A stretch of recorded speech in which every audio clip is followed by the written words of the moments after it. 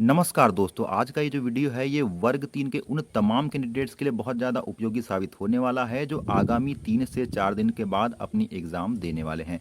जी हाँ दोस्तों, आपके 10 से लेकर के 30 नवंबर के बीच आपके एग्ज़ाम प्रस्तावित हो गए हैं। तो ऐसी स्थिति में वो कौन-कौन सी बातें हैं आपको याद रखने योग्य जो कि आपको एग्ज़ाम में अच्छा स्कोर दिला सकती है। क्योंकि 4 से 5 दिन का ही समय बचा है और आपको ज़्यादा समय मिला भी नहीं था, क्योंकि ईएसबी के द्वारा नोटिफ़िकेशन ऐसा निकाला गया था कि लगभग आपके 40 दिन बाद एग्ज़ाम स्टार्ट हो जाने वाली थी और एग्ज़ाम स्टार्ट हो जाने वाली भी है।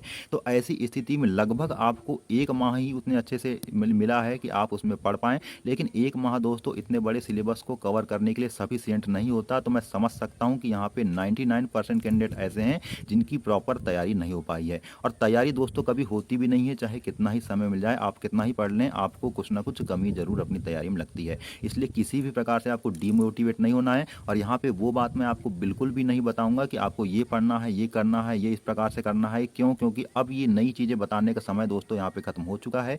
आपको केवल वो चीज़ें यहाँ पे बताई जाएगी जो आपके लिए बहुत ही ज़्यादा ज़रूरी होगी। इसलिए क्योंकि समय आपका बहुत ज़्यादा कीमती है, मैं बहुत ज़्यादा समय नहीं लूँगा और ना ही इधर-उधर की ज़्यादा बात करने वाले हैं। इसलिए टू द पॉइंट हम यहाँ पे बातों को शुरू करते हैं। दोस्तों सबसे पहले तो आपको मैं बता देता हूँ कि आपने इन 1 माह के दौरान जो भी पब्लिकेशन पढ़ा होगा या जिस भी रिसोर्सेज़ का यूज़ किया होगा, चाहे उन 5 विषयों में से किसी भी विषय की मैं बात कर रहा हूँ, जिस भी रिसोर्सेज़ का आपने यूज़ किया होगा उस पर आपको विश्वास करना है, वही आपका बेस्ट रिसोर्स है, ये मैं आपको बता देना चाहता हूँ। रिसोर्स कुछ भी बेस्ट नहीं होता दोस्तों, बेस्ट वही होता है कि आपने उनको कितना पढ़ लिया है, कितना उस रिसोर्स को कैरी कर लिया है। और अब जब यहाँ पे समय आपका 4 से 5 दिन ही बचा है, तो ऐसी स्थिति में उस रिसोर्स को केवल आपको रिवाइज़ ही करना है दोस्तों, रिवीजन करना है। और अगर आपने शॉर्ट नोट्स बनाया है तो उन शॉर्ट नोट्स को भी आपको जल्द से जल्द रिवाइज़ करना है।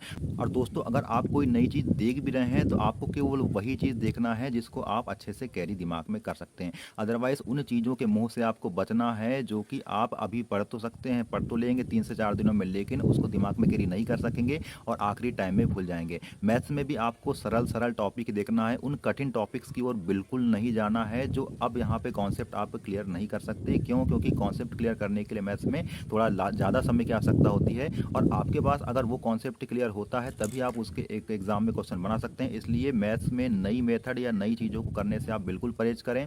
आपने जो कुछ पढ़ा है आपको उसी का रिवाइज़ करना है। और अगर आपने अभी तक मॉक टेस्ट बिल्कुल नहीं लगाया है तो डेफ़िनेटली मैं आपको बता देता हूँ कि आप लगभग 5 से 6 मॉक टेस्ट लगा करके ज़रूर जाएँ।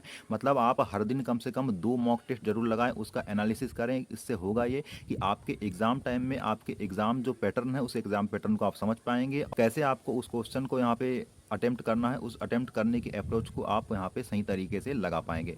तो दोस्तों आपको एक बात और यहाँ पे बता देना चाहता हूँ कि एग्ज़ाम हॉल में हम कई बार हड़बड़ाहट में रहते हैं, तो हड़बड़ाहट आपको बिल्कुल नहीं करना है। आपको एग्ज़ाम टाइम में क्या-क्या चीज़ें की ज़रूरत पड़ेगी, क्या-क्या चीज़ें यहाँ पे आपके लिए ज़रूरी है, उस पे तो हम बात करेंगे ही एग्ज़ाम के 1-2 दिन पहले। लेकिन यहाँ मैं एग्ज़ाम हॉल में जब आप क्वेश्चन अटेम्प्ट कर रहे हैं, उसकी बात बता देता हूँ सबसे पहले आपको कि आप जो भी क्वेश्चन को पढ़ेंगे, अगर आपने उसको पहले थोड़ा बहुत कहीं पढ़ा हुआ है, तो ऐसी स्थिति में ज़रूर आपके दिमाग में उसका आंसर क्लिक करेगा। और अगर आंसर क्लिक नहीं कर रहा है तो उन 4 ऑप्शंस को देखने में आपकी नज़र सबसे पहले जिस ऑप्शन पे जाती है वही ऑप्शन आपके लिए सही होता है दोस्तों।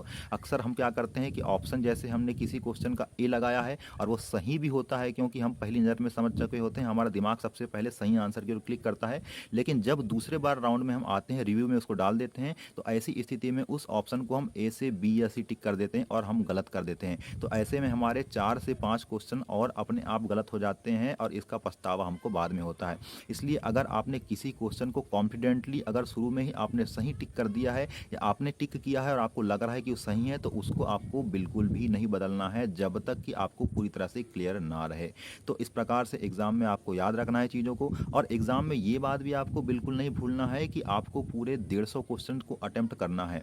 कई बार क्या होता है, हम मोहवश क्या करते हैं, क्वेश्चन को बहुत ज़्यादा धीरे-धीरे पढ़ते हैं, गद्यांश पद्यांश से बहुत धीरे-धीरे पढ़ते हैं और धीरे-धीरे पढ़ने का नतीजा ये होता है कि हम यहाँ पे आखिरी तक क्वेश्चन को अटेम्प्ट ही नहीं कर पाते और आखिरी में जो सरल-सरल प्रश्न होते हैं वो भी हमसे नहीं बनते और एग्ज़ाम में हम डिसक्वालीफाई हो जाते हैं। तो ऐसा आपको बिल्कुल नहीं करना है क्योंकि प्रत्येक क्वेश्चन 1 मार्क का है, यहाँ पे कोई भी क्वेश्चन ऐसा नहीं है जो कि 2 या 3 मार्क का है। इसलिए सबको आपको समान मात्रा में ही न्याय करना है सबके साथ। ऐसा नहीं कि किसी को बहुत ज़्यादा समय देना है और किसी को बहुत कम समय देना है। मतलब अगर आपको कोई क्वेश्चन नहीं बन रहा है तो उस क्वेश्चन को आपको स्किप कर देना है और स्किप करने के बाद आपको आगे आगे बढ़ जाना है किसी नेक्स्ट क्वेश्चन के लिए।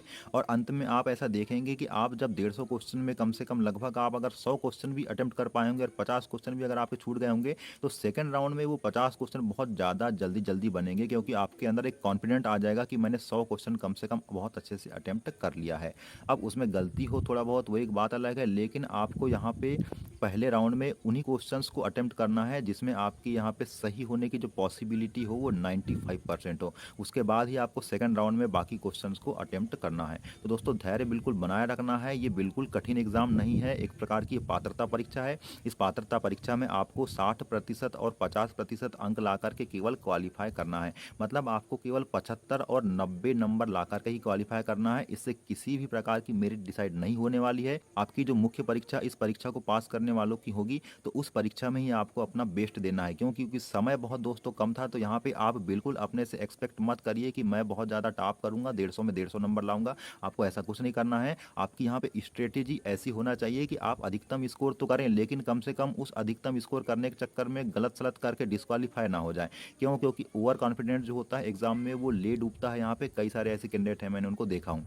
वहाँ पे उन्होंने अटेम्प्ट तो किया यहाँ पे, और उनको लगने भी लगा था कि यहाँ पे उनके 115 120 नंबर आएंगे, लेकिन जब उन्होंने यहाँ पे सबमिट किया तो उनके 70 से 80 नंबर ही आए। तो इस प्रकार की कोई गलती आपको नहीं करना है। बाल विकास जैसा जो सब्जेक्ट है, तो बाल विकास में भी आपको क्या करना है, बाल विकास समझ पे आधारित होता है, और समझ पे आधारित होने के साथ आपको बहुत ज़्यादा ही दिमाग नहीं लगा लेना है, क्योंकि बाल विकास में भी ऑप्शन पे अगर आप एक बार में पढ़ेंगे तो आपको समझ में आ जाता है, लेकिन बहुत ज़्यादा उसका एनालिसिस अगर आपने करना चालू कर दिया तो उस एनालिसिस करने के चक्कर में आप गलत आंसर की ओर क्लिक कर जाते हैं। तो इस बात को आपको बिल्कुल याद रखना है। मैथ्स अच्छे से रखना है, मैथ्स में आपके पूरे नंबर आएंगे। मैथ्स बहुत ईजी आने वाली है, मैथ्स में कोई ज़्यादा दिक्कत नहीं होने वाली है, इसलिए बहुत आसानी से आपको मैथ्स को भी बना लेना है। दोस्तों इन सब चीज़ों के अलावा भी क्या आपके लिए उपयोगी हो सकता है एग्ज़ाम टाइम में, हम उसकी भी बात करेंगे, लेकिन यह बात हम एग्ज़ाम के 1 या 2 दिन पहले करने वाले हैं। इसलिए आपको बिल्कुल धैर्य बनाए रखना है। बिल्कुल नई चीज़ों को केवल तभी देखना है जब आप उसको कैरी कर पाएँ, अदरवाइज़ आप बिल्कुल नया ना देखें, केवल आप पुरानी चीज़ों को ही ज़्यादा से ज़्यादा मात्रा में रिवाइज़ करें। और अपने दिमाग को खुश रखें। खुश रखने से ज़रूर आप सही आंसर की ओर ही क्लिक करेंगे। आपके अंदर अगर फ्रस्ट्रेशन होगा, दिमाग में टेंशन होगी, तो आपको जो बन रहा है वह भी गलत करके आप आने वाले हैं। इसलिए आपको खुशी और कॉन्फिडेंस दोनों बनाए रखना है। तो दोस्तों इसी प्रकार की इन्फॉर्मेटिव वीडियो के लिए आपको चैनल से जरूर जुड़े रहना है। चैनल को लाइक शेयर और सब्सक्राइब करते रहना है। आगे मैं जल्द ही एक नई वीडियो ऐसी लाने वाला हूं जिसमें पूरे पॉइंट आपके मैं क्लियर कर दूंगा कि एग्जाम में आपको यहाँ पे क्वालिफाई होने से कोई नहीं रोक पाएगा। तो दोस्तों तब तक के लिए नमस्कार। चैनल से जुड़े रहिए, चैनल पर अपना प्यार बनाए रखिए। धन्यवाद।